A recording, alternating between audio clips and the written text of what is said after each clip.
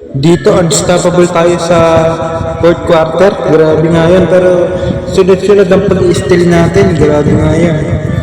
Mahirap talaga guys na maglaro sa Hall of Fame. Pero kapag may tsaga ka, kahit mahirap, kahit natalo ka, pwede na. Yan nga guys, napakatindi niyan. Talagang napahiya tayo ng gusto kasi Hall of Fame ang kalaban natin, sorry. Ayun nga guys, napakatindi. So kung gusto mong may pera mo sa NBA, mag Hall of Fame ka na. Oo, matatalo ka, pero maganda naman yun. Guys, nga pala, salamat sa mga sumusuporta natin dyan. Maraming salamat dahil kahit maliit na content creator lang tayo, pinanonood niyo ako. Nandiyan pa rin kayo para sumuporta.